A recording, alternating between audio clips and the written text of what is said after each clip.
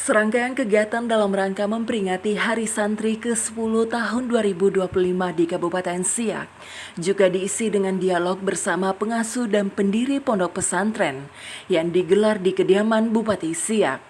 Dalam dialog ini, Bupati Afni bersama Wakil Bupati Siak Samsu Rizal mendengarkan dan menampung saran-saran yang disampaikan oleh para pengasuh pondok pesantren, antara lain mengenai mewujudkan ketahanan pangan dan memanfaatkan lahan seputaran lingkungan pondok pesantren untuk ditanami dengan berbagai macam tanaman pangan untuk memenuhi kebutuhan pangan sehari-hari di lingkungan pondok pesantren. Dan kemudian ada kaitannya dengan MUI Bupati. Kemarin ada wacana Pak Wakil juga kantor MUI akan dipindah. Nah, ini juga kalau memang nanti kantor MUI terkesan Astaka kita itu mewah, tetapi tidak memenuhi SOP daripada Astaka. Saya sebetulnya dari awal begitu saya pindah dari ke mana, saya sudah tanyakan, karena Astaka itu harus memenuhi SOP ini dalam karena pertama ada apakah itu bisa dialokasikan. Nah, misalnya itu biasanya dialokasikan hanya orang-orang yang punya duit saja. Sedangkan kami sudah berusaha untuk menghubungi daripada Bulog, ternyata dari dulu dipersulit. Kenapa kok nggak bisa? Dalam dialog ini, Bupati Afni juga menginginkan ke depan untuk pelaksanaan MTQ mulai dari tingkat kecamatan hingga tingkat kabupaten akan digelar di lingkungan pondok pesantren. Hal ini bertujuan untuk mengembalikan esensial dari syiar dan cinta Al-Quran yang sesungguhnya. Dapat juga menghemat anggaran pelaksanaan, bukan yang mengedepankan event dan seremonial semata.